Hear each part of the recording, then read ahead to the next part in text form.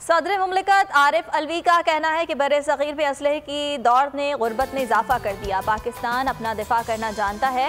ہم نے بھارت کو کہا آؤ غربت کے خاتمے کے لیے مشترکہ کوششیں کریں۔ بھارت نے ہمارے امن کی کوشش کو کمزوری سمجھا۔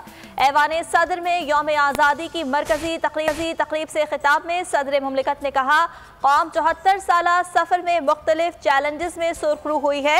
پاکستان کا جوہری طاقت بننا بڑی کامیابی ہے۔ افغانستان میں قیام امن کے لیے پاکستان نے اپنا کردار ادا کیا۔ افغانستان میں جنگ کی سب سے زیادہ قیمت پاکستان نے ادا کی۔ انہوں نے کہا کہ پاکستان زرعی ملک کے ساتھ اب صنعتی ملک بھی بنتا جا رہا ہے۔ ہم نے کورونا میں مساجد کھلی رکھی اور وبا کا مقابلہ کیا۔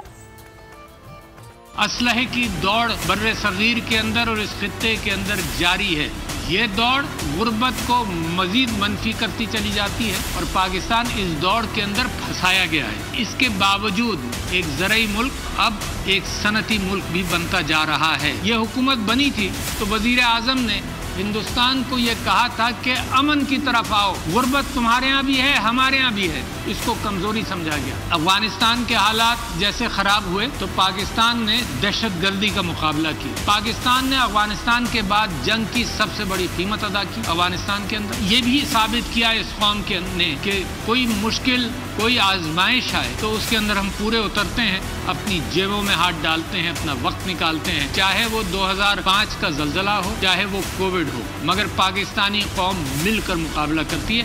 ہم نے اپنی مساجدیں کھلی رکھی جبکہ لوگوں نے کہا کہ تم زیادہ مسلمان ہو کیا دوسروں سے؟ آپ اس قابل ہیں کہ اس قوم کو ترقی یافتہ ممالک کی صفوں کے اندر بہت جلد کھڑا کر دیں۔